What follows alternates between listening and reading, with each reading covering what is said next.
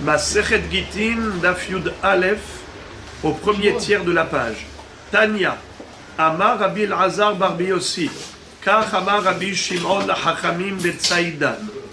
La Baraïta nous cite, nous relate un grand débat qui a eu lieu entre les Hachamim. On verra ici 3 Tanaïm. Kach Amar Rabbi Shimon Hachamim.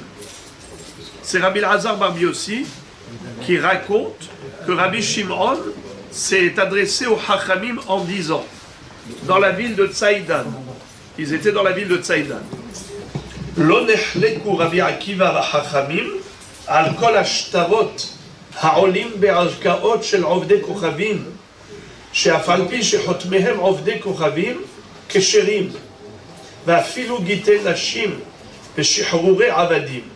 Selon Rabbi Shimon, Rabbi Akiva et Hachamim, qui étaient d'une génération antérieure, une génération avant Rabbi Shimon, puisque Rabbi Shimon c'est l'élève de Rabbi Akiva, il dit notre maître Rabbi Akiva était une fois en mahloket avec les Hachamim par rapport aux dîmes de shtarot qui ont été établis par des goyim.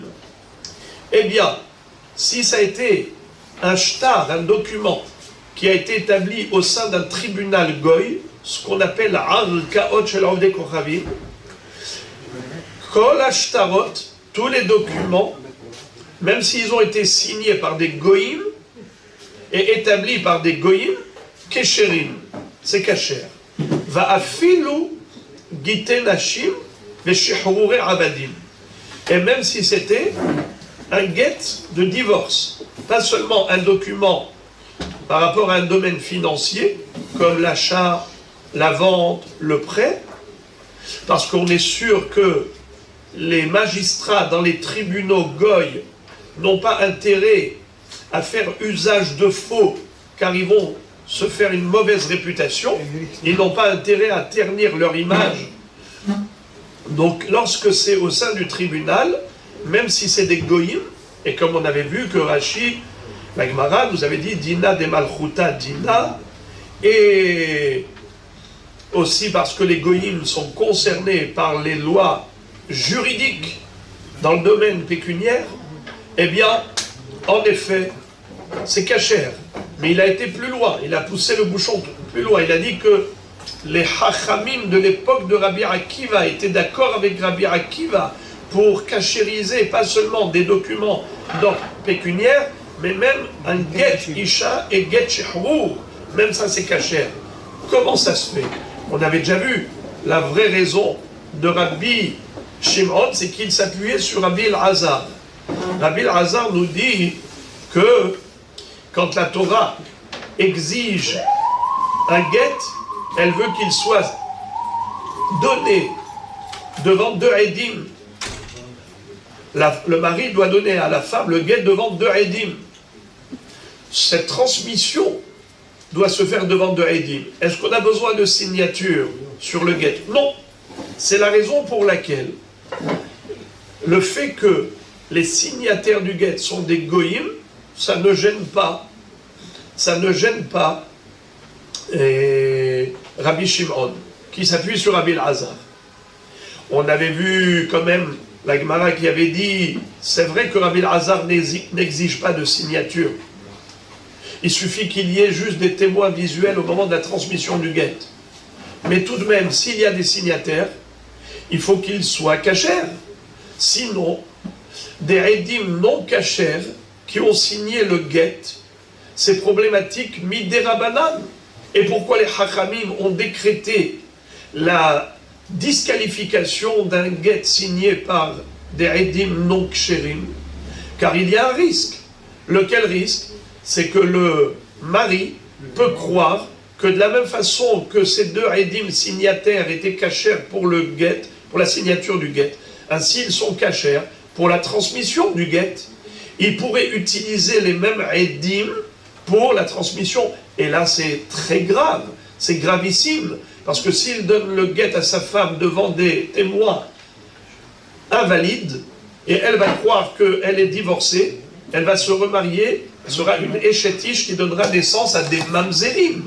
C'est la raison pour laquelle Rabbi Elazar a interdit Midei Rabbanan de faire signer des témoins non cachers. Alors comment est-ce possible que Rabbi Shimon s'appuie sur Rabbi Elazar pour autoriser un guet signé par des goïms? La réponse, on parle de Shemot Muvhakim. C'est quoi Shemot Muvhakim? Des noms goy notoires. Étant donné que tout le monde reconnaît ces noms goy comme Christian et Christophe, ils savent très bien que c'est des goïms, donc il n'y a aucun risque que le mari fasse erreur et qu'il pense que ce sont des juifs et qu'il donne le guet devant eux. Il sait très bien que c'est des goïms, il ne va pas remettre le guet à sa femme devant eux. Voilà pourquoi Rabbi Shimon autorisait un guet signé par des goïms uniquement dans la mesure où ce sont des shemot muvhakim, des noms goy notoires. Il n'y a aucun risque de confusion, on ne peut pas les prendre pour des juifs.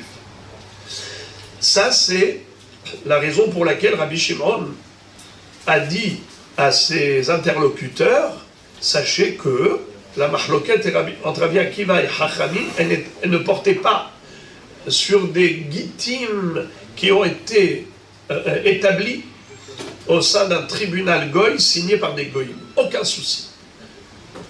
Même des documents d'ordre commercial, achat, vente, prêt, aucun problème. Parce qu'un tribunal, quand est-ce qu'il y a problème? Quand est-ce qu'il y a problème?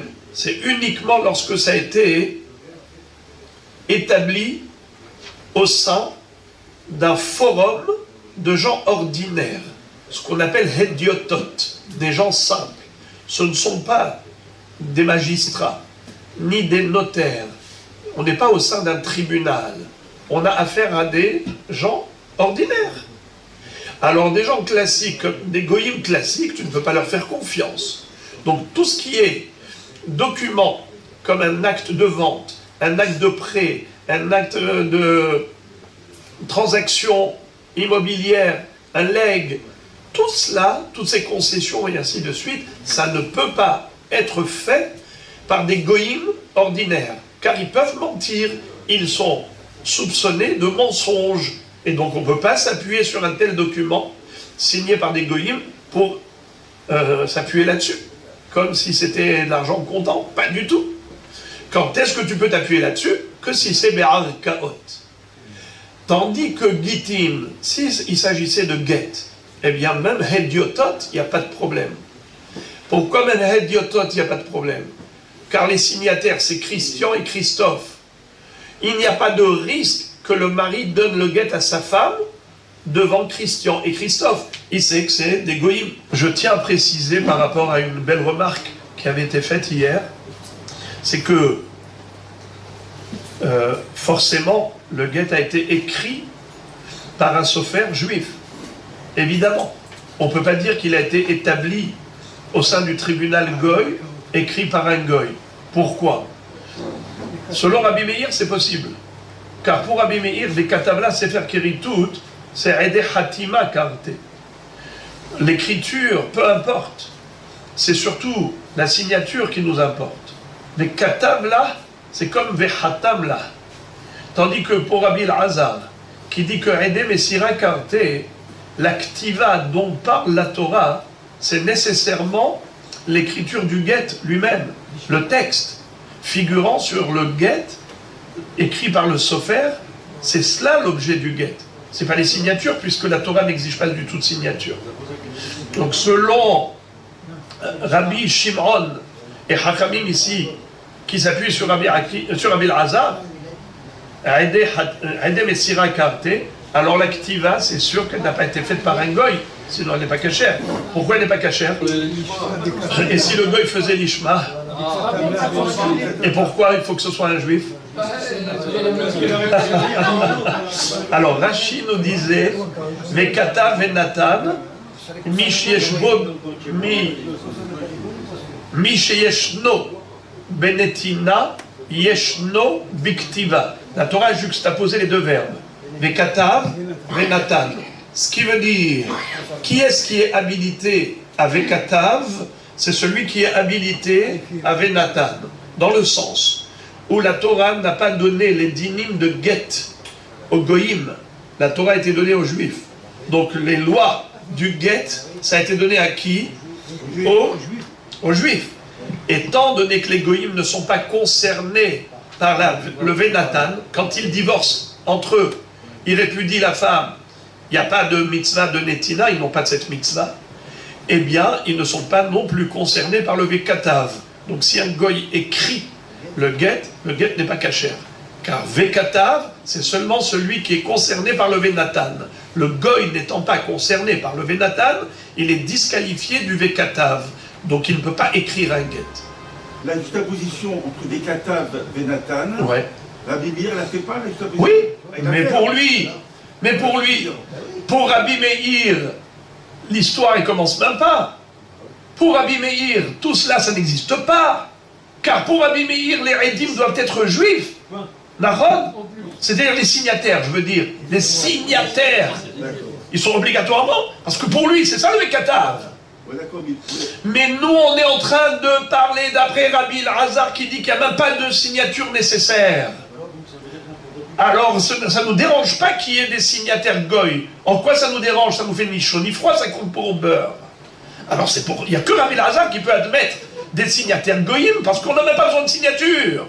Alors, ça nous fait ni chaud ni froid. Le seul problème, c'est que si jamais le mari va voir qu'on a ici deux signataires, il peut croire que ce sont des juifs, il peut les utiliser même pour la Messira. C'est le seul problème pour Rabbi Elazar. Mais j'ai ouvert une parenthèse pour mettre les points sur les i, que ce soit clair, net et précis. L'activa du get doit être, selon Rabbi Elazar, faite par un juif. Car le vekatav là, c'est l'activa du get. Ça ne peut pas être établi au sein d'un tribunal goy, écrit par un goy. Ça, c'est évident que ce n'est pas kasher. Car le vekatav, d'après Rabbi Elazar, c'est l'activa du get. Et comme ils ne sont pas concernés par le venatan, ils ne sont pas concernés par le vekatav. Tandis que pour Rabbi Meir, qu'un goy écrive le get, ça ne me dérange pas. Parce que pour lui, c'est quoi le vekatav de la Torah? C'est vechatam. Pour Rabbi Meir, c'est la signature des deux témoins signataires dans le get, c'est ça qui est essentiel. Il y a énormément d'incidences qui en découlent. Par exemple, pour Rabbi Meir, on peut écrire le get chez l'olishma. Quand est-ce qu'il faut le lishma? Que dans la signature. On peut écrire le get sur une feuille de vigne, même si elle est encore attachée à l'arbre, ça ne me dérange pas de retirer après. Le principal, c'est que ce soit signé après avoir arraché la feuille de vigne. Car pour lui, l'écriture, c'est la signature des deux témoins. Ça, c'est Rabbi Meir. Donc je ferme la parenthèse. C'était juste pour pas qu'on oublie l'essentiel. C'est pas parce qu'on avance qu'on oublie ce qu'on a appris avant. Bon. Alors, de quoi on parle? Mahloket Rabbi Akiva et Hachamim, relaté par Rabbi Shimon, et il dit qu'ils ne sont pas en mahloket lorsque ça a été fait au sein d'un tribunal. Tout le monde est d'accord que c'est kasher, tout est kasher, parce qu'ils s'appuient sur Rabbi Elazar. Donc même si les signataires sont des goïm et que ça a été établi au sein d'un tribunal goï, no problème. Que ce soit des actes de dîner mamonot, ce qu'on appelle shtar mamon, il n'y a pas de problème, car le magistrat ne va pas s'amuser à faire du faux usage de faux.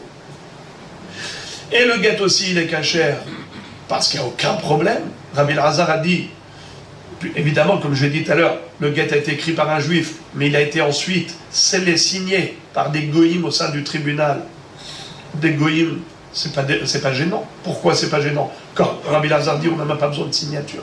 Ah, mais il y a un risque que le mari utilise les mêmes témoins pour transmettre le guet à sa femme. Mais il sait très bien que Christian et Christophe, ce ne sont pas des juifs. Donc, automatiquement, il n'y a pas de souci. Quand est-ce qu'il y a une mahloket? Ou Rabbi Akiva dit kasher et Hachamim disent non kasher, c'est behediotot. Lo nehleku la bizman shena'asu behediot. Chez Rabbi Akiva marchir, Hachamim poslin. Là selon Hachamim, is not good, parce que les Hediotot, ils sont susceptibles de mentir, ils sont susceptibles de mentir. Comment peut-on s'appuyer sur le témoignage de Goïm pour dire que Réhouven doit de l'argent à Shimon? Mais ils sont peut-être des menteurs. Encore, des magistrats ne vont pas mentir pour ne pas ternir leur image. Mais un homme lambda, classique, qu'est-ce qu'il a à perdre? C'est pour ça que Hakamim disent pas cacher un acte de vente, un acte de prêt, une transaction commerciale. On ne peut pas. Si c'est signé par des goïms, it's not good. Alors pourquoi Rabbi Akiva dit is good? C'est cachère. Il dit cachère pourquoi? Parce qu'il dit même des hédiototes ne vont pas mentir, parce que s'ils se font attraper comme menteurs, ils vont avoir un PV.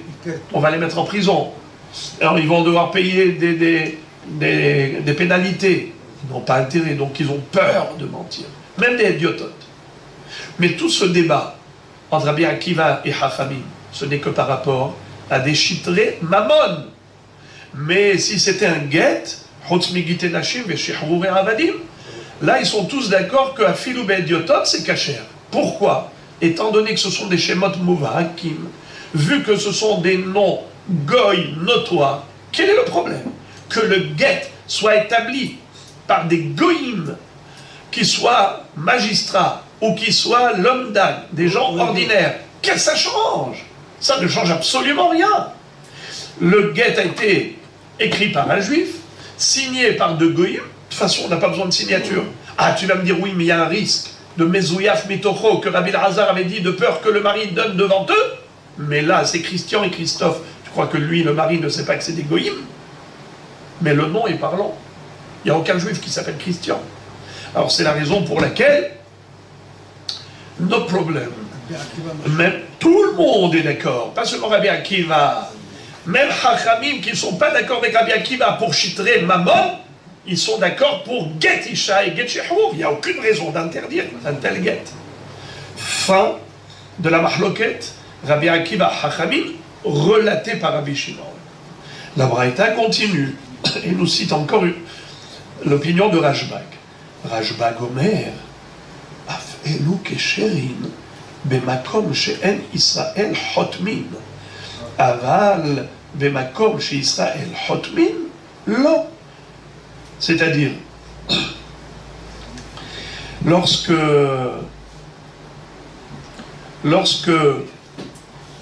Rashbag dit, quand on a dit que le get il est kasher, af elu kesherim, c'est seulement bemakom she'en Israël hotmin.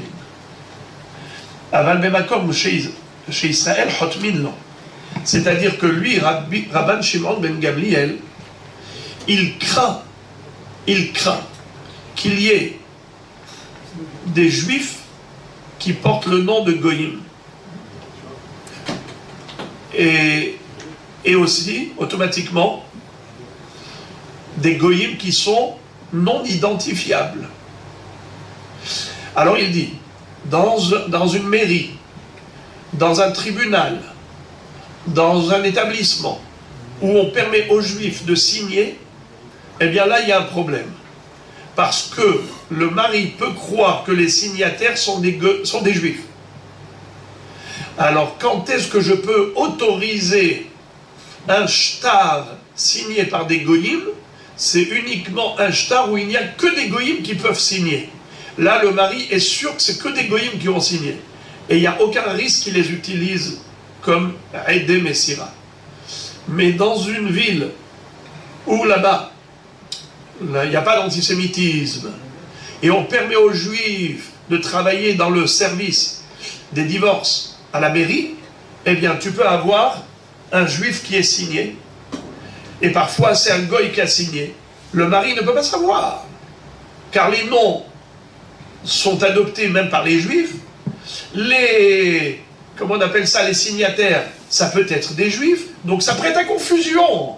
Le mari peut croire que ce sont deux signataires juifs. Dans ce cas-là, Rabban Shimon Gamliel est très sévère. Il est strict. Et il dit, on ne peut pas utiliser un get ou de goïm ont signé dans un établissement où on permet aux juifs de signer. Car tu ne sauras jamais quand est-ce que c'est des juifs, quand est-ce que c'est des goïm.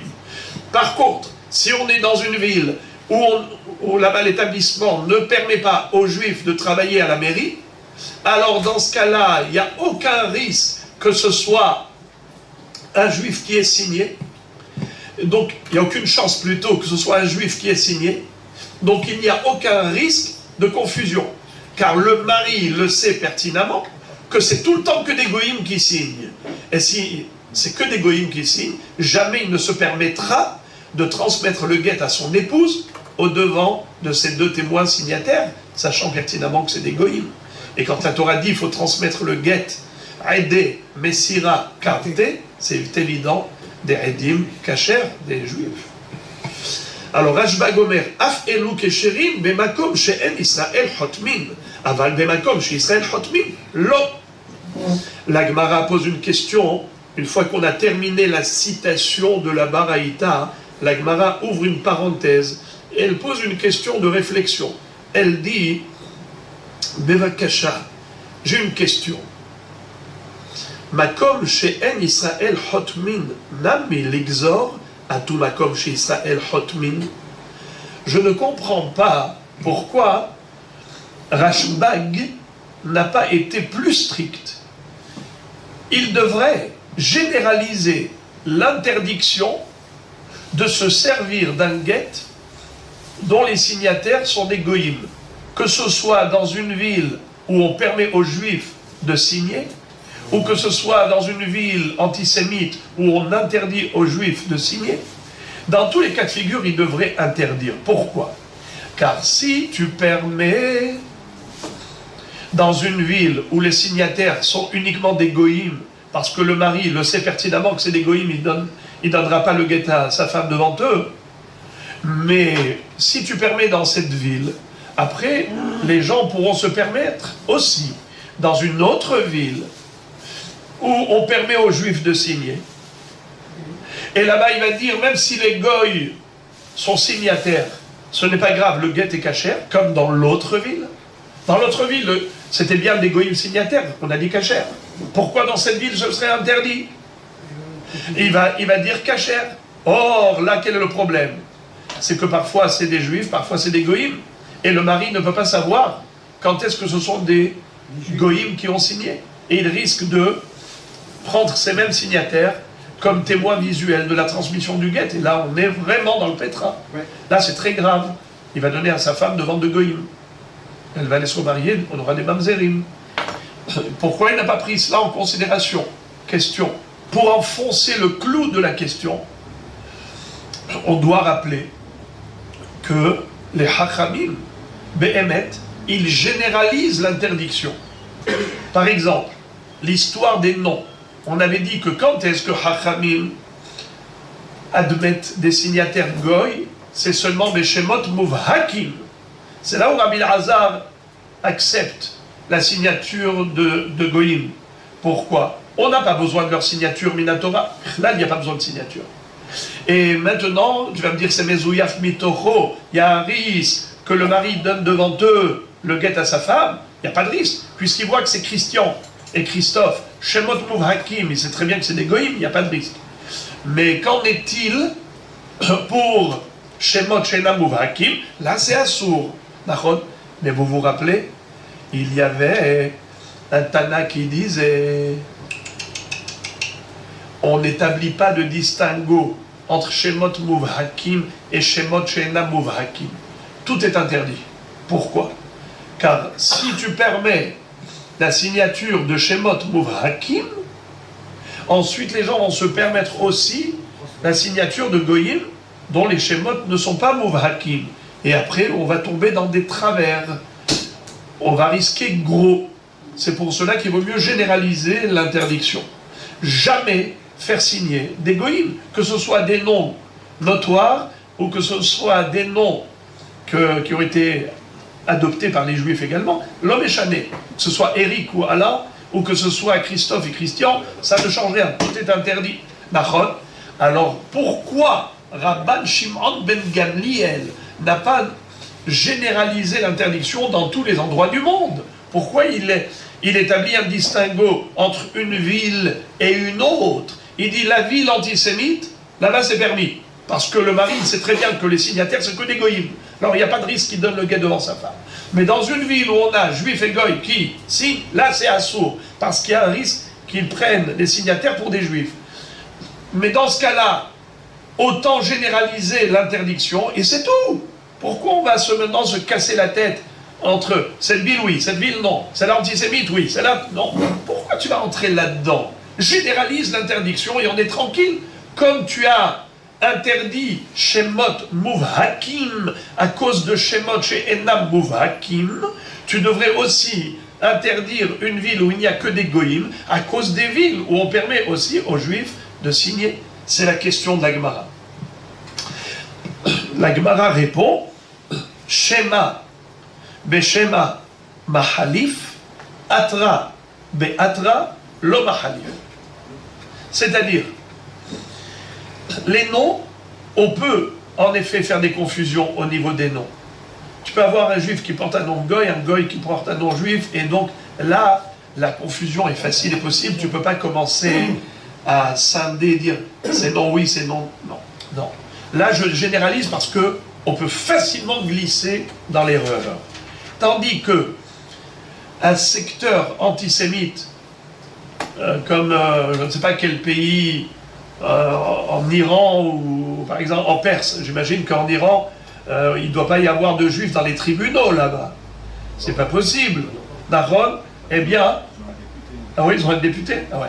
Alors, un pays antisémite, donc j'imagine qu'il doit y en avoir, c'est parce qu'il manque, Naron, où on interdit, Bichlal, la présence de juifs là-bas.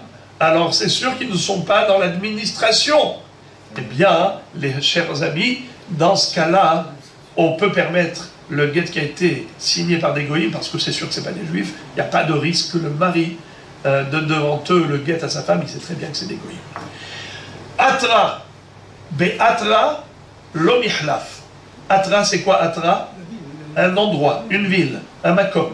Un makom, be'makom acher, quand tu vas dire un makom où il n'y a pas de juifs, un makom où il y a des juifs, assour, un makom où il n'y a pas de juifs, permis, eh bien c'est clair, tu sais quels sont les mécomotes, il n'y a pas de confusion. La Gemara raconte une histoire. Ravina, Savar, les Archure, Beknufiata de Armae. Amar les Rafram, Arkaotnan. Il était une fois un hacham qui s'appelait Ravina. Ravina, lui, avait voulu autoriser un guet, ou un document, plutôt, un document d'ordre pécuniaire, achat, vente, prêt. Eh bien, il a voulu cachériser ce shtar, mammon. Pourtant, il a été signé que par des hediototes. C'était pas un tribunal. Mais lui, il a dit, c'est pas des hediototes classiques, c'est des hediototes extraordinaires. C'est que des gentlemen, des notables de la ville, des gens riches, des goïms, mais de la society, la haute société. Alors ceux-là, ils vont pas mentir, ils vont pas signer sur du faux, faire usage de faux. Alors ceux-là, il a voulu cachériser leur shtar, mammon. Rafram lui a dit, non, pas du tout. La Mishnah n'a autorisé que Arkaot, que les tribunaux. Car en effet, un tribunal, les magistrats au tribunal n'ont pas intérêt à se faire une mauvaise réputation. Mais dès qu'on est dans du classique, dès qu'on n'est pas dans un tribunal, alors on n'a pas autorisé un shtar qui a été établi et signé par eux. Amaraba, Haïshitra par Sa'a. Rava nous enseigne une halakha concernant un shtar qui était écrit en perse. Qu'est-ce qu'il y avait écrit en perse? Réhouven a prêté à Shimon 1 million de shekels. Les Haïdim, eux, on a lu devant eux, c'est-à-dire, mais enfin on a lu. Pour l'instant, on ne parle pas de on a lu. Shimon a donné à Réhouven le shtar. Réhouven a prêté à Shimon 1 million, ça ils n'ont pas vu. Mais une chose qu'ils ont vue, c'est que Shimon a remis à Réhouven une reconnaissance de dette. Mais cette reconnaissance de dette, elle est écrite en perse. Vous lisez, vous, le perse? Non, je comprends rien, mais il a dit qu'il lui a prêté. Eh bien, nous, on a vu qu'il lui a remis le shtar de preuve. La Gemara dit, Haï shitra par Saad et Masreni ale be'ape Saadé Israël, Magbinan be ibne Home. Rava a dit, sachez que ce shtar-là, il a une valeur de shtar. Et si un jour, Réhouven vient réclamer à Shimon, give me 1 million de shekels que je t'ai prêté, il ne peut pas lui dire je te connais ni d'Adam ni d'Ève. Il y a des témoins qui ont vu, qui lui a donné le shtar où il y avait écrit je te dois 1 million de shekels. Et par conséquent, s'il a fait faillite, c'est-à-dire il n'a plus de liquidité, il peut lui saisir un bien immobilier. Gavé mi benechorin. Benechorin, ça veut dire un bien qui est disponible, qui n'a pas été vendu. Mais il ne peut pas aller chez les acheteurs et leur dire vous avez acheté chez Shimon un bien qui était gagé, qui était hypothéqué. Parce que moi, Réhouven, je lui ai prêté 1 million de shekels, automatiquement tous ces biens immobiliers sont de facto assujettis au remboursement. Si jamais il fait faillite, tant pis pour vous. Vous avez pris un risque. Vous avez acheté un bien hypothéqué. Mais vous le saviez qu'il était endetté. Alors pourquoi vous avez pris ce risque? Tant pis pour vous. Maintenant qu'il a fait faillite, moi je viens et je saisis ce bien. En l'occurrence, il ne pourra pas faire ça. Car nous avons une règle. Quand est-ce qu'on peut saisir les acheteurs? C'est seulement si c'était un prêt bishtar. On a eu 2 signatures de 2 témoins qui ont... c'est-à-dire qu'il y a eu un prêt qui a été ensuite retranscrit sur un papier et il y a eu 2 signataires. Quand il y a 2 édim qui ont signé sur un shtar, alors on dit comme ça, Yesh lo kol, kala itle, kol. Quand il y a du kol, c'est-à-dire des rumeurs, Shimon a emprunté 1 million de shekels à Réhouven, tout le monde en parle, tout le monde en parle. Ah, alors là, moi, je ne vais pas acheter chez Shimon, hein, parce que je cours un risque. Mais si j'achète, eh ben, c'est à mes risques et périls. Alors on dit comme ça, quand est-ce qu'en effet il y a des rumeurs, il y a des échos de ce prêt, c'est que lorsque ça a été fait bishtar. Mais si c'est un prêt be'alpé, il y a 2 témoins visuels, mais c'est juste oral, c'est pas écrit, il n'y a pas de propagande, il n'y a pas de rumeur, il n'y a pas d'écho, et donc celui qui a acheté, on ne peut pas lui dire tu étais censé savoir. Je ne suis pas censé savoir, je ne suis pas prophète. Mais quoi, t'as pas entendu qu'il a emprunté de l'argent? De qui tu veux que j'entende? Mais il a emprunté, il y avait 2 témoins. Mais on n'a rien entendu. Quand il y a un shtar, tout le monde l'entend. Quand il n'y a pas de shtar, personne ne l'entend. À moins un petit voisinage, mais pas beaucoup. Ça, c'est la règle. Ici, bizarrement, on est en train de nous donner une loi d'un prêt oral, à l'oral, comme si c'était, au lieu de dire que c'est un prêt à l'écrit. Pourtant, ici, il y a un shtar, mais c'est un shtar qui est écrit en perse. Écrit en perse, alors on dit, il n'a pas la valeur de shtar pour dire qu'on peut aller saisir les acheteurs. On ne peut saisir que l'emprunteur, mais pas les acheteurs. Ceux qui ont acheté chez lui des biens immobiliers, on ne peut pas les saisir. C'est ce que nous dit Rava.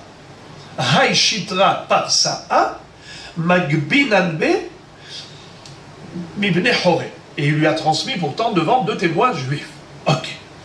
La Gemara pose la question, elle dit, premièrement, comment peut-on dire que ce monsieur doit de l'argent? Shimon doit de l'argent à Réhouven. Pourquoi? Parce que Réhouven détient un shtar. Mais vehalo yada'e le mikra, mais les 2 témoins juifs n'ont pas vu le prêt et ils ne savent pas lire la reconnaissance de dette. Alors comment est-ce que tu peux dire qu'il y a ici un témoignage pour le prêt? Mais ils ne savent pas lire. Réponse Médéyadaï.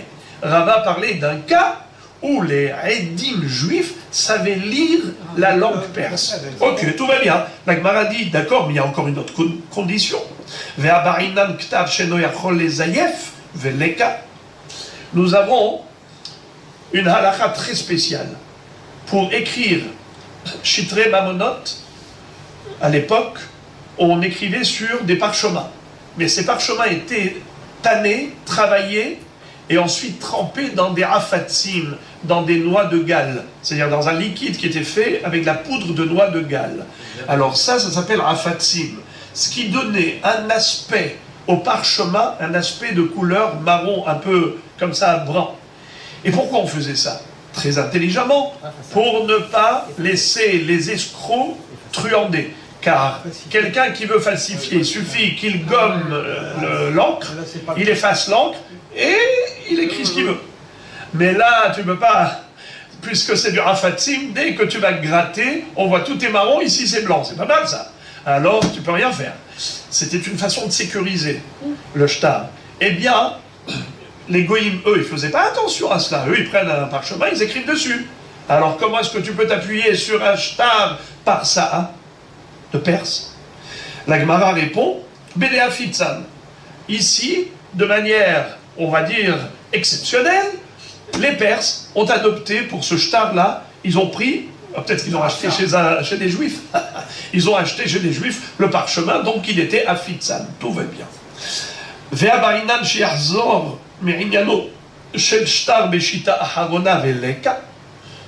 La Gemara dit, mais il y a quand même une différence entre les goïms et nous, dans la rédaction du texte. Nous, Juifs, on a une habitude.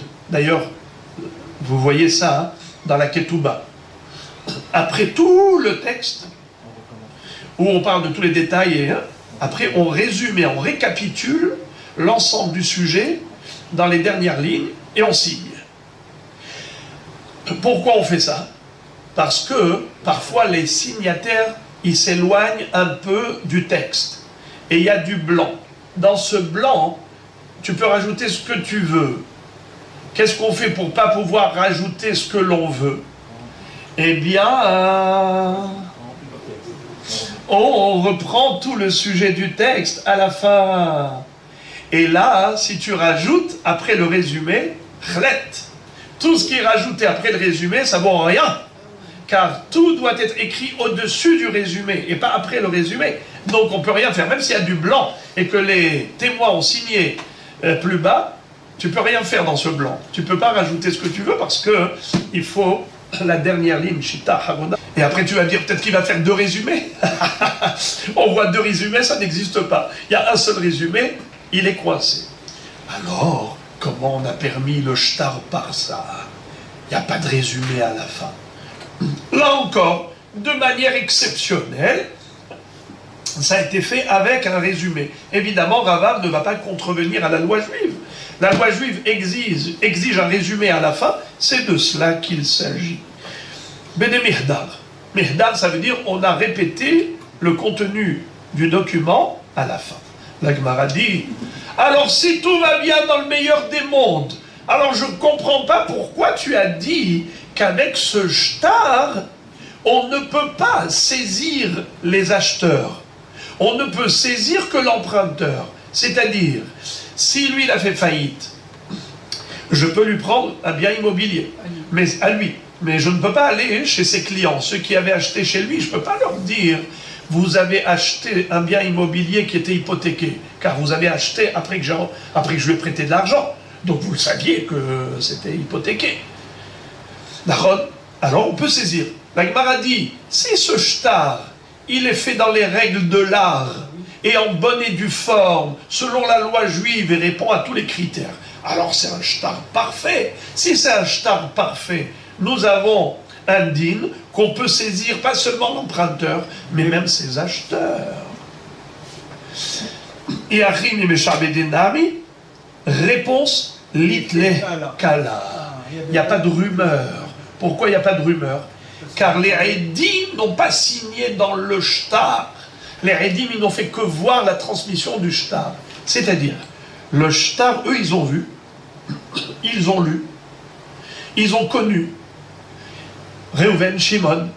Ils ont vu que Shimon a remis une reconnaissance de dette à Réhouven d'1 million de shekels. Ils ont vu ça, ils savent lire. C'est pas des bobards. C'est pas qu'on leur lit la langue perse qu'ils ne comprennent pas. Ils comprennent. Ils n'ont pas signé, on leur a pas demandé de signer. On leur a dit juste, soyez témoins visuels de la transmission de ce shtar écrit par Shimon à Réhouven. Vous êtes témoins visuels de cette reconnaissance de dette? Oui, mais ça reste oral. Ça ne s'appelle pas signé. Ça veut dire qu'ils sont témoins visuels, ils ne sont pas témoins signataires. Or, la règle, c'est qu'on peut aller saisir l'acheteur que dans la mesure où ils ont signé. C'est là où il y a ce qu'on appelle kala, des rumeurs, des échos de ce prêt. Mais pas en l'occurrence quand ils n'ont rien signé. Ils ont été témoins visuels de la transmission d'un écrit par l'emprunteur, remis au prêteur, mais il n'y a pas eu de signature dans le shtar. C'est ce qui fait toute la différence. Et donc ça a une valeur de prêt oral et non pas de prêt écrit. Il est valable, mais que pour l'emprunteur, pas pour les acheteurs. C'est-à-dire pour saisir l'emprunteur, mais pas saisir les acheteurs. Pourquoi Béhémet? Parce qu'il n'y a pas de colle. Alors on ne peut pas reprocher aux acheteurs pourquoi vous avez acheté, vous avez pris un risque. Ils n'ont pris aucun risque, ils n'ont rien entendu. C'est l'emprunteur qui a pris un risque. Baramine, c'est même pas un risque. Ça veut dire que quelqu'un qui emprunte, il doit rembourser pour la ligne. Baramine, Reish Lakish mais Rabbi Yohanan. Reish Lakish pose une question à Rabbi Yohanan à propos du même sujet. Edim ahatumim ala get ushmotam kishmot ovdei kochavim mahu. Rashi dit Edim ahatumim ala get ume'eretz Israël ba de haloka amar mimdinat hayam. Rashi dit qu'il s'agissait d'un get venant d'Eretz Israël, c'est-à-dire par exemple de Natania à Jérusalem. Le mari était à Natania, la femme à Yerushalayim. Et voilà que le guet est arrivé, donc on ne dit pas Fananirta, Fananirta, mais les signataires, c'est des noms goy. Faut-il craindre que ce soit des goyim qui ont signé? C'est la question qu'il lui a posée. Amarle, Rabbi Yohanan a répondu. Rabbi Yohanan a répondu, Lo ba liyadenu et la locos velos.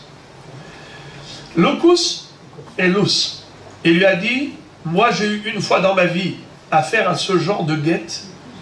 Et en effet, on a eu un guet où il y avait des noms goy.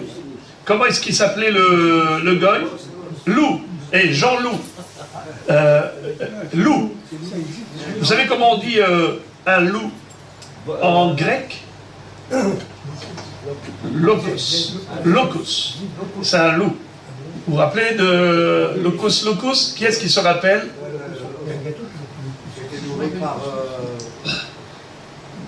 Qu'est-ce qui se rappelle locus locus? Locus locus ad matai ata mechale mamonam shel Israël ve'i ata omed lahem b'sha'at dohakam. C'est à la fin, c'est le siyum de Maseret Souka. Ceux qui ont participé à des siyum de Maseret Souka s'en souviennent. La Gemara raconte une histoire terrible de Myriam bat Bilga. Il y avait à l'époque de la domination des Grecs en Israël, quand malheureusement l'une des filles des Kohanim qui s'était assimilée et qui s'était mariée avec un gouverneur grec, elle s'appelait Myriam bat Bilga. Elle est partie, elle a donné des coups de pied au Misbéach, elle a qualifié de loup, elle lui a dit locus, locus, espèce de loup.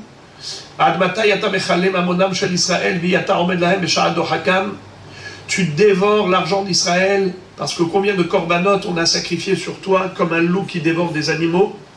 Tellement de moutons et tellement de vaches on a offert ici, et maintenant que Israël se trouve dans la détresse, tu n'es pas là pour les délivrer.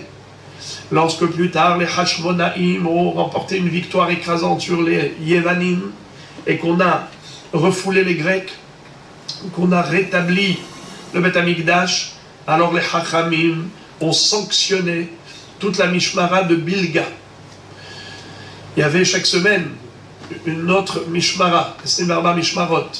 Et Bilga, c'était le père de cette jeune fille, de cette fille qui s'appelait Myriam bat Bilga. Et on a été chotem, on a été Chotem et Tabarta et Sotem et Halona, et ils n'avaient pas la possibilité d'avoir leur kelim personnel. À chaque fois qu'ils venaient, ils devaient emprunter à leurs collègues leurs couteaux pour faire les shrita et tout ça. Mais on a humilié toute la famille. Et la Gemara dit pourquoi toute la famille? La Gemara dit Oy la Racha et Oy l'Ishreno, malheur au Racha, malheur à ses voisins. Et pourquoi est-ce qu'ils sont tenus coupables, les pauvres? Parce qu'en effet, ils ont une responsabilité mutuelle. Ils auraient dû réprimander cette jeune fille. Encore mieux, la Gemara dit, pas seulement parce qu'ils auraient dû la réprimander, mais c'est que si elle était comme ça, c'est que chez elle à la maison, elle a dû entendre quelque chose. Son père, Bilga, quand il rentrait à la maison, certainement il devait dire « Ah, combien de corbanotes on a sacrifié aujourd'hui !» « Ah, le misbéach, combien il a dévoré aujourd'hui de bêtes !» Ce loup-là, la Gemara dit « Shuta dinuka beshuka odeavua odehime » Ça veut dire une parole d'un enfant dans la rue, il a entendu soit de son père, soit de sa mère. Il n'y a rien d'innocent. C'est sûr qu'il a entendu cette phrase à la maison, et c'est pas pour rien qu'ensuite elle a été, elle, encore plus loin, jusqu'à fouetter le misbéach. Rabotaï, pourquoi je vous parle de ça? C'est juste pour vous dire que Lukus, c'était un nom goy, et Lus, c'était un nom goy. Vircharnu, et Rabbi Yohanan dit, on a cachérisé ce guet en ayant des Aïdé Messira. C'est-à-dire que puisqu'on est possède la halakha comme Rabbi Al-Hazar qui dit Aïdé Messira Kante, ce n'est pas un problème que ce soit Lukus et Lus, puisque on a donné devant des juifs. Deux témoins juifs, on a transmis le guet. Vedavka Lukus velus, de lo shricha Israël de maske bishmatayu. Aval shimhata harine de shricha Israël de maske bishmatayu, lo. Et c'est seulement des noms comme ceux-là qui sont notoires, des noms goy notoires. Tout le monde le sait que c'est des goyim parce qu'il n'y a pas de juif qui s'appelle Lukus ou Lus. C'est pour cela qu'il n'y a pas de risque que le mari transmette à sa femme devant eux. Par contre, si c'est des noms adoptés par les juifs, eh bien, c'est assourd d'accepter des signataires goy, parce qu'on peut croire que ce Lukus et Lus, c'est des juifs. Aïe, aïe, aïe, regardez. Et Tivé, quoi? Oui, mais si c'était des autres noms que Lukus et Lus, des noms adoptés par les juifs, c'est assaut. Parce qu'on peut croire que ces goïms, c'est des juifs. Parce qu'il y a des juifs qui s'appellent Eric et Alain. Alors la Gemara dit, Etive, comment tu peux dire une chose pareille? La Gemara pose une couchée à Rabbi Yohanan. Etive, Gitin, Abaim, Mimedina, Tayam. Nous avons une baraïta qui dit que si on a des Gitin, des Get, Abaim, Mimedina, Tayam, qui proviennent d'outre-mer en Israël, Ve'edim, Hatumim, Alehem, et les signataires sont. Il y a des signatures. Même si on voit des noms goy, c'est kasher. C'est-à-dire qu'on considère que tous ces guitim qui viennent de Chutz La'aretz sont kasher, même si tu vois des noms goy. Pourquoi? Parce que les juifs là-bas, ils s'appellent comme des goyim. Pierre, Paul, Jacques. Alors, tu vois, Rabbi Yohanan, que ce n'est pas seulement des noms goy notoires qui sont cachers, même des noms classiques, parce qu'on sait que c'est des juifs qui ont signé. Alors pourquoi toi tu dis que si ce n'est pas des noms comme Christian, comme Lukus, eh bien, ce n'est pas caché parce qu'il y a un risque de croire que c'est des goyim, que c'est des juifs, alors que c'est des goyim? C'est pas vrai, on ne craint pas. Alors il a répondu très facilement. Hatam que des katanetam, les chérov Israël, Chutz La'aretz, Shmotem, Shmotem des Kochavim. Il lui a dit, mais toi tu me parles d'un guet qui vient de Chutz La'aretz. Moi je t'ai parlé d'un guet d'Eretz Israël à Eretz Israël. En Eretz Israël, il n'y a pas de juif qui s'appelle Lukus, ni Lus. Il n'y a pas de juif qui s'appelle Christian en Eretz Israël. En Chutz La'aretz, alors c'est par contre, des autres noms, comme par exemple Eric. Il peut y avoir en Israël quelqu'un qui s'appelle Eric, comme Arik Sharon. Alors, nous avons des juifs qui ont adopté des noms goy. Alors, s'ils ne sont pas des noms goy notoires, c'est assourd. Parce que tu peux croire que le signataire, c'est un juif. Parce qu'il y a des juifs qui portent ce nom, même en Israël. Tandis qu'en Hutzla Haaretz, il n'y a pas de souci. Même des noms qui ont été adoptés par les juifs, même des noms goy adoptés par les juifs, c'est pas un problème. Pourquoi? Car la majorité des gens qui signent sur le guet, c'est des juifs. Et la majorité des juifs, c'est-à-dire, ils peuvent avoir des noms goy. Comme ça il dit, Mipene Sherov Israël, Shebechutz Laaretz, Shmotem, Kishmotam Dekoravim, la majorité des juifs habitant la diaspora, ils portent des noms goy. Alors donc c'est ça la raison. Donc c'est pour cela qu'un guet qui viendrait de Chutz Laaretz avec un nom goy, no problem, parce que c'est un juif. Mais en Eretz Israël, où la majorité des juifs portent des noms juifs, alors là, tu peux avoir des noms goy, ça dépend. Tu as nom goy et non goy. Tu as le notoire et pas notoire. Si c'est notoire, kasher.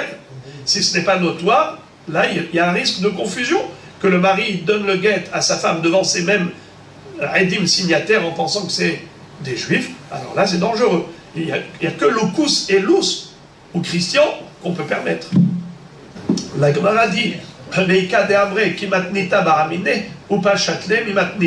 y a ceux qui disent que Rish Lakish lui a posé la question par rapport à un guet qui est venu de Chutz Laaretz, et il lui a répondu, selon cette braïta, il lui a cité la braïta comme réponse. Ça veut dire que nous avons une autre version du débat entre Rabbi Yochanan et Rish Lakish. Quelle fut la question de Rabbi Yochanan et quelle fut la réponse, pardon, la question de Rish Lakish et quelle était la réponse de Rabbi Yochanan? D'après la première version, c'était une question par rapport à un shtar que Rish Lakish a pu avoir, et donc il a demandé la question à son Rav. Son Rav lui a répondu ce qu'il a répondu. On a objecté à Rabbi Yochanan à partir de la Braïta, et il a joliment répondu. Certains disent, selon une deuxième version, que Bichlal, le débat entre Rabbi Yochanan et Rish Lakish, c'est que Rish Lakish lui a posé une question par rapport à un guet qui provenait de Chutz Laaretz, avec des noms goy, et il lui a posé la question que faire. Il lui a dit, la réponse est facile, kasher. Pourquoi? La Baraïta, comme elle a dit, la majorité des juifs de diaspora portent des noms goy, donc ne t'inquiète pas, c'est certainement des juifs qui sont signataires. Voilà donc pour le sujet précédent qui était quand même ardu. Nouvelle Mishnah. Haomer ten get ze liishti ushtar shichrur ze le'avdi im ratza lahzor bishnehem yahzor. Divrei Rabbi Meir. Hachachamim omrim begite nashim aval lo beshichrure avadim. לפי שזכין לאדם שלא בפניו, ואין חבין לו אלא בפניו, שאם ירצה שלא לזון את עבדו, רשאי, ושלא לזון את אשתו, אינו רשאי. אמר להם, והרי הוא פוסל את עבדו מן התרומה, כשם שהוא פוסל את אשתו. אמרו לו, מפני שהוא קניינו. Alors, pour comprendre le sujet, une petite introduction. On le sait qu'un mari peut répudier son épouse, pas uniquement lui transmettant lui-même le shtar en main propre, le get en main propre, mais même par shaliach. Mais nous avons deux sortes de shaliach, shaliach holacha et shaliach kabbalah. Le shaliach de l'homme ou le shaliach de la femme. Quelle est la différence?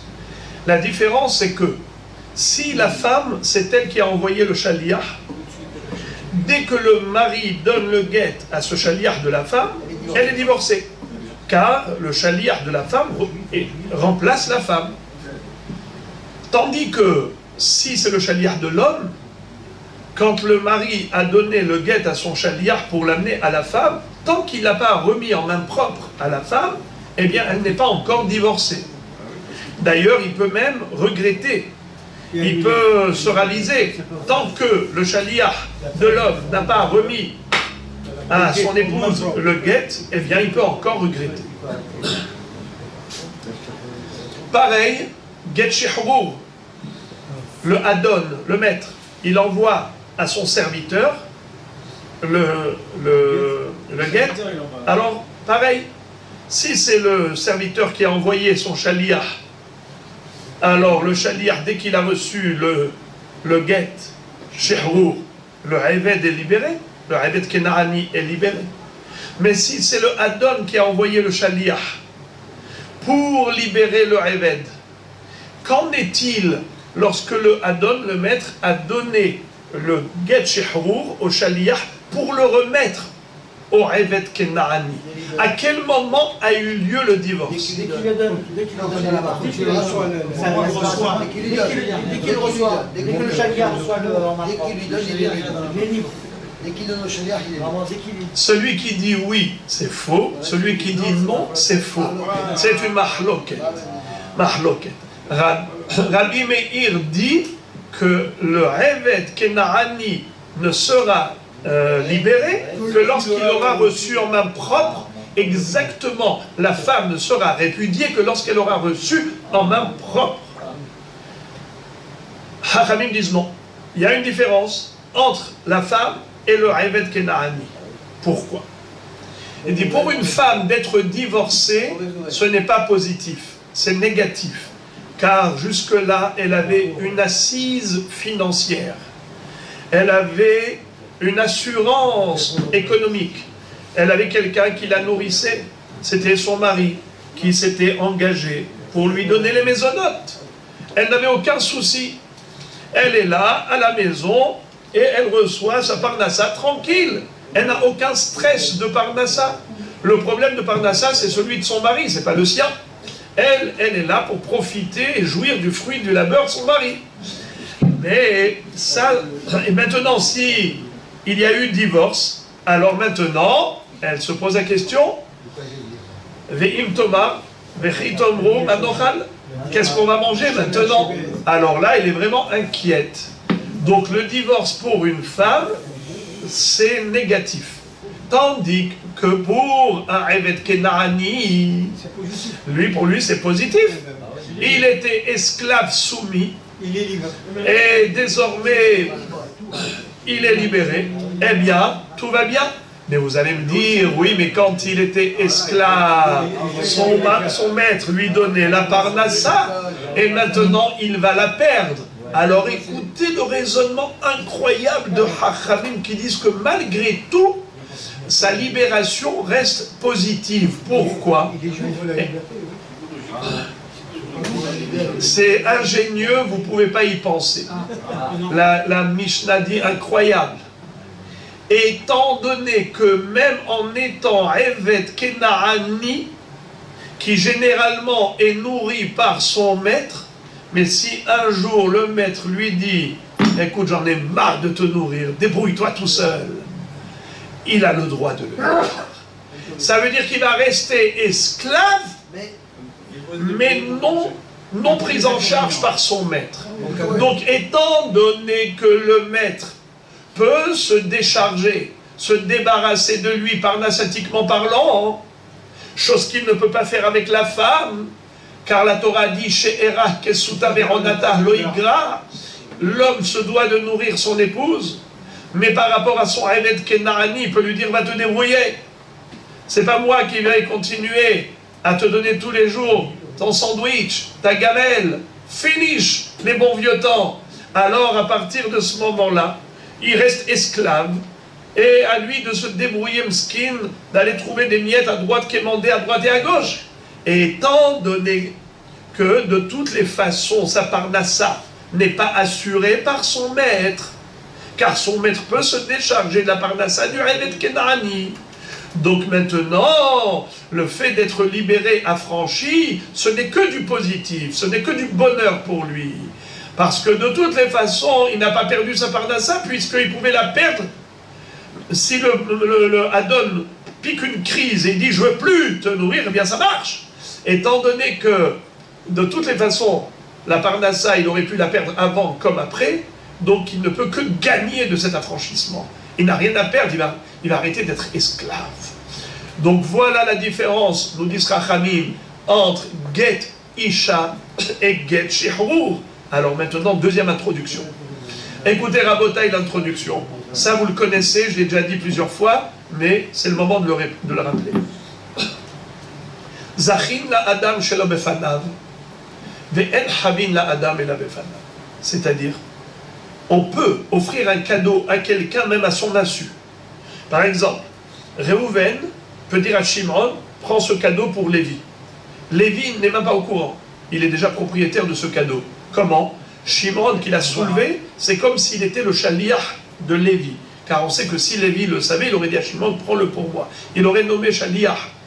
Alors même si maintenant il n'est pas au courant, on considère que s'il était au courant, il aurait nommé shaliach, alors il est automatiquement shaliach du bénéficiaire. Zachin la Adam shelo befanav. Donc le Lévi est devenu propriétaire du cadeau que Shimon a soulevé à son profit. Le guet. Lorsque Réhouven dit à Shimon le shaliach, prends ce guet pour madame, son épouse, ou bien prends ce guet pour le Eved Kenaani, son serviteur.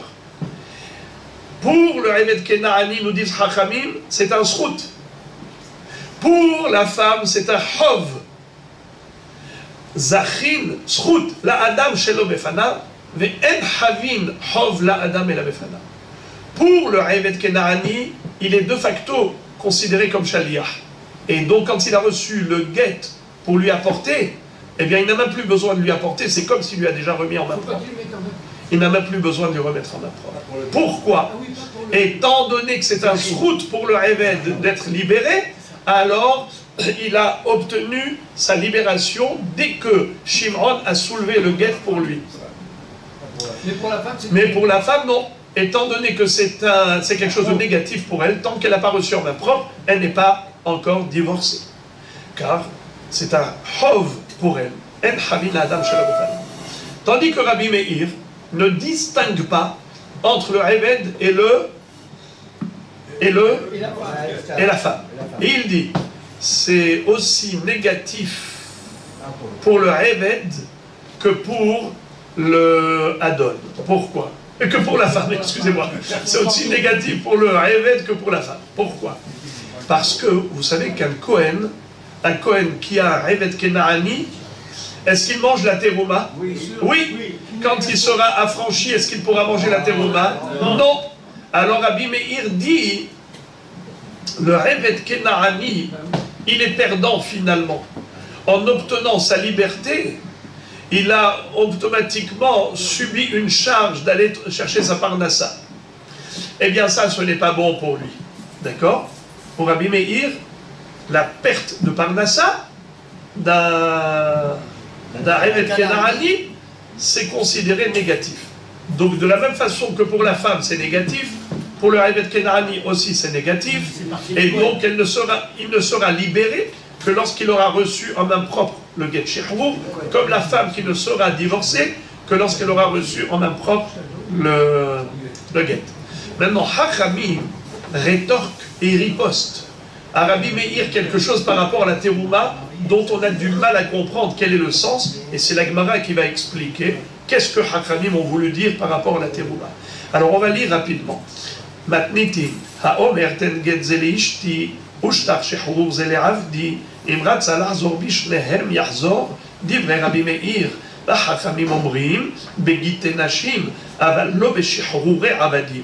לפי שזכין לאדם שלא בפניו, ואין חבין לו לאדם אלא בפניו. שאם ירצה שלא לזון את עבדו, רשאי. Si le maître voulait ne plus nourrir son Eved Kenaani, il a le droit. ושלא לזון את אשתו, אינו רשאי. Mais s'il ne veut plus nourrir sa femme, il ne le peut pas. אמר להם, והרי הוא פוסל את עבדו מן התרומה. Keshem, je possède et Ishto, il leur a dit, mais voyez-vous que le Eved Kenaani va perdre la terouma s'il était esclave d'un Kohen, exactement comme une femme qui ne pourra plus manger la terouma si elle était femme de Kohen et qu'elle n'a pas eu d'enfant avec lui, elle va perdre. Donc c'est négatif, c'est négatif. Si c'est négatif, comment tu peux dire que le Eved il est automatiquement libéré? Alors, Moré Verabotai. Chachamim répondent, ils lui ont dit, Amroulo, mi pene shehu kinyano. Ah, tu veux savoir pourquoi le Eved Kenaani ne peut plus manger la terouma? Parce que quand il mangeait la terouma, c'était quand il était acquis. Maintenant qu'il a été libéré, alors il n'est plus son kinyan, voilà pourquoi il ne mange plus la terouma. Et qu'est-ce que ça change? Après tout, il est perdant. On ne comprend pas ce que veulent dire les Chachamim comme réplique à Rabbi Meir. On verra ça, Be'azrat Hashem, demain, Bli Neder. Et sachez que la soubia de demain, elle est délicieuse. Elle est, ça coule comme de l'eau. Et c'est surtout, vraiment, vraiment, une soubia fabuleuse qui s'appelle Atofes, les Baal Hov, Bemakom, Shehav, les Aharine. Juste pour vous donner déjà un avant-goût de quoi il s'agit, de quelqu'un par exemple qui... Il a un copain. Moi j'ai un ami. D'accord? Et je défends les intérêts de mon ami. Moi je viens, je vois l'emprunteur qui est en train de faire faillite. Et je sais que mon ami lui a prêté de l'argent. Il lui a prêté de l'argent. Demain il va venir et il ne trouvera plus quoi lui prendre. Il sera plus solvable. Mais qu'est-ce qu'il fait? Il lui saisit un bien immobilier au profit de son ami et dit, attends, toi tu dois 1 million de shekels, voilà, maintenant je t'ai pris cet appartement pour mon ami. Voilà. Alors il y a quelqu'un d'autre qui arrive et qui dit, oui, mais quand tu lui prends à ton ami ce bien immobilier, c'est au détriment et aux dépens des autres créanciers. Parce qu'il y a des créanciers qui aussi attendent un remboursement. Donc toi, tu as saisi pour ton ami, mais c'est au détriment d'une autre personne.